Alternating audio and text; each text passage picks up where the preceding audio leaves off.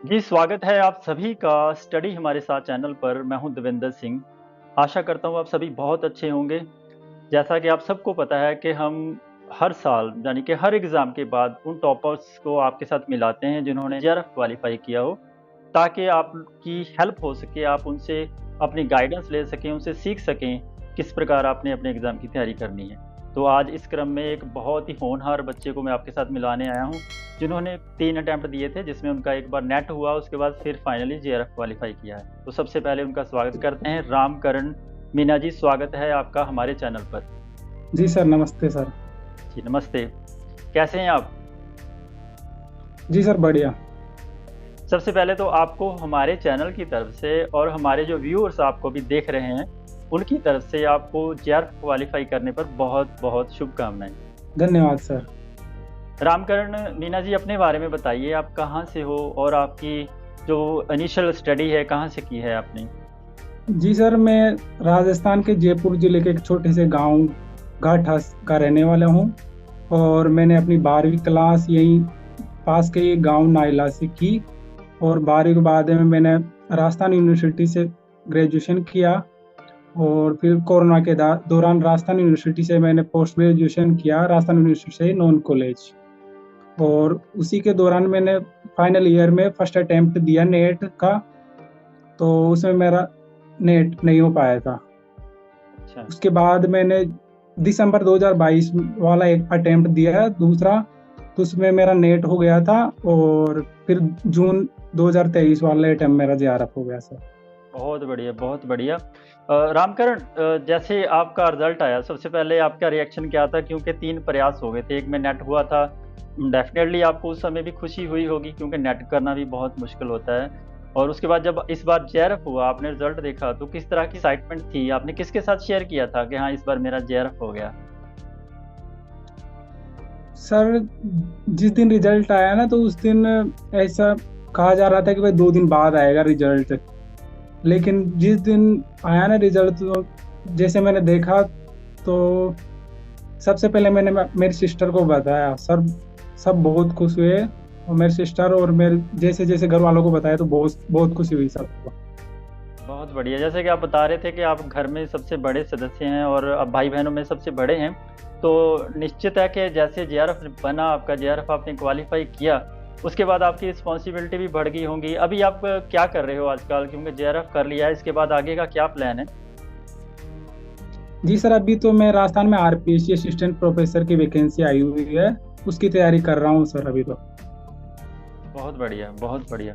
रामकरण जी, हम आपसे थोड़ा जानना चाहेंगे, जो स्टूडेंट्स हमारे चैनल पर जुड़े हुए हैं, वो आपसे ये जानना चाहते हैं कि आपने इस एग्ज़ाम में, क्योंकि ये काफ़ी लेंथी सिलेबस वाला एग्ज़ाम है हिस्ट्री का, और इस एग्ज़ाम को किस तरीके से तैयार किया था? थोड़ा-सा पेपर 1 के बारे में पहले बताइए कि आपने कौन-सी बुक्स को पढ़ा था?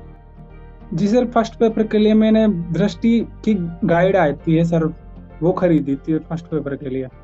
और सेकंड पेपर के लिए भी मैंने दृष्टि की गाइड आती है हिस्ट्री की, वो खरीदी थी सर। और प्रीवियस ईयर के लिए सर आपके वीडियो देखे थे मैंने सारे वाले, तो सर उनसे काफ़ी है मदद हुई थी सर। साथ में मैं पहले से यूपीएससी की भी तैयारी कर रहा था सर। यूपीएससी की तैयारी के दौरान मैंने मणिकांत सर की क्लासें ली थी और उनके नोट्स भी पढ़े थे सर, तो उनसे काफ़ी मदद मिली थी। जैसे पेपर 1 में 10 सेक्शन होते हैं। आप जैसे अभी बता रहे थे कि आप यूपीएससी एस्पिरेंट भी हैं, और जहाँ तक मुझे मेरा ख़्याल है कि आपका मैथ वग़ैरह अच्छा होगा, क्योंकि रीज़निंग वग़ैरह की प्रैक्टिस आपने यूपीएससी के दौरान भी की होगी। तो पेपर 1 में 10 सेक्शन होते हैं, जिसमें teaching, research, logical reasoning, DI और कम्युनिकेशंस के क्वेश्चन्स आते हैं। आपने इन सारे सेक्शंस को कैसे टैकल किया था? यूपीएससी की तैयारी के दौरान मेरे मतलब मैथ और रीजनिंग वाला पोर्शन मतलब लगभग क्लियर हो गए थे मेरे सर।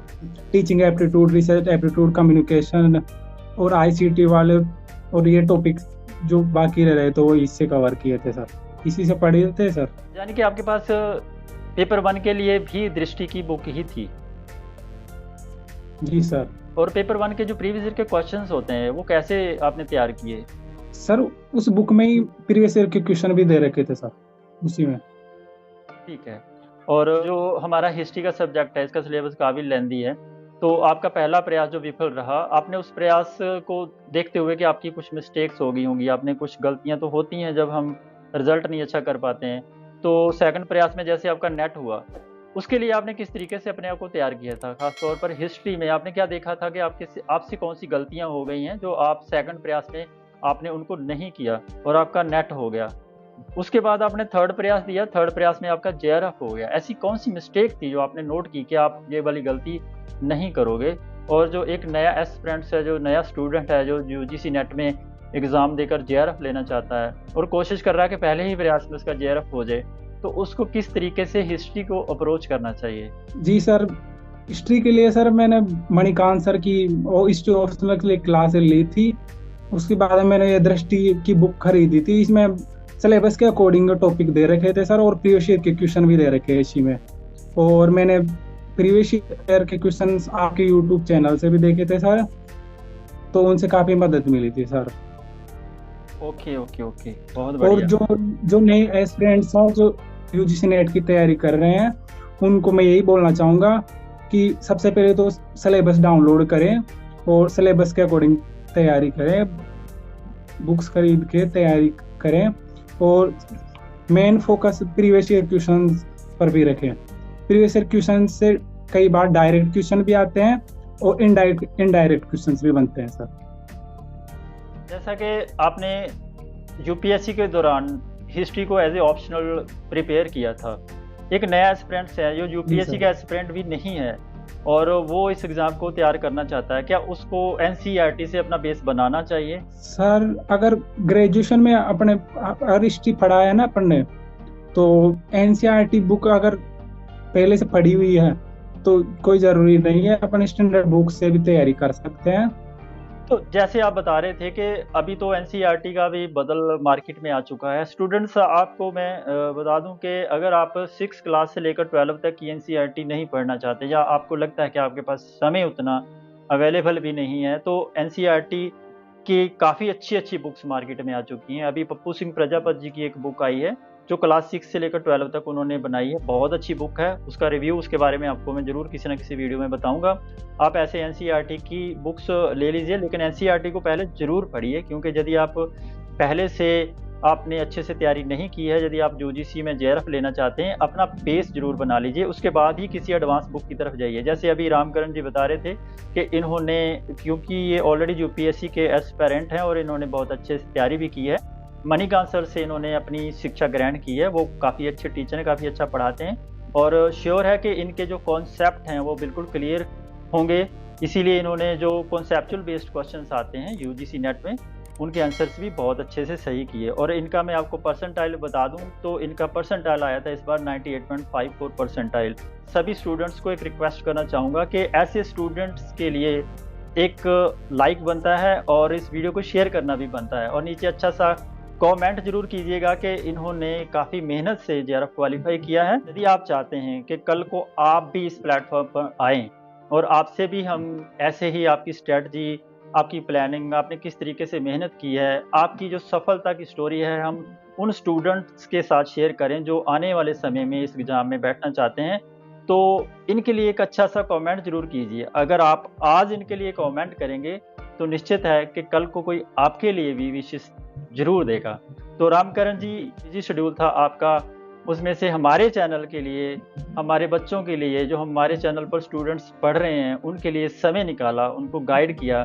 निश्चित है कि आपसे वो बहुत कुछ जानेंगे, आपकी जो सक्सेस स्टोरी है, आपने जो अचीवमेंट हासिल की है, उससे बहुत कुछ सीखेंगे।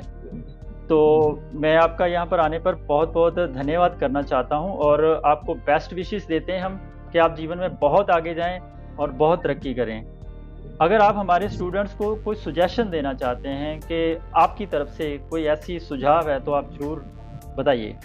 सर मेरा सुझाव यही रहेगा कि एक पोर्शन के लिए एक बुक खरीदें और एक ही बुक को बार बार पढ़ें। एक पोर्शन के लिए अलग अलग बुक न पढ़ें, तो ये बेनिफिट होगा सर, इससे बेनिफिट मिलेगा। बहुत अच्छी बात है। जैसा कि स्टूडेंट्स, रामकरण जी बता रहे हैं कि किसी एक बुक को ही आप फॉलो कीजिए, उसको मैक्सिमम टाइम पढ़िए, क्योंकि मार्केट में इतनी सारी बुक्स अवेलेबल हैं और इतने सारे टॉपर्स आपको सुजेस्ट करते हैं। अगर आप सभी को सुन करके इकट्ठी करने लगोगे ना बुक्स, तो बहुत सारी बुक्स हो जाएंगी। आपने चूज़ करना है कि आपके लिए कौन सी बुक अच्छी है, कौन सी बुक की लैंग्वेज आपको समझ आती है। उस बुक को आप खरीद लीजिए, उसको अच्छे से पढ़िए, उसकी मैक्सिमम टाइम रिवीजन कीजिए। तो रामकरण, आपने हमारे चैनल पर समय दिया, हम भविष्य के लिए बहुत बहुत शुभकामनाएं देते हैं। Thank you so much. जी सर, धन्यवाद।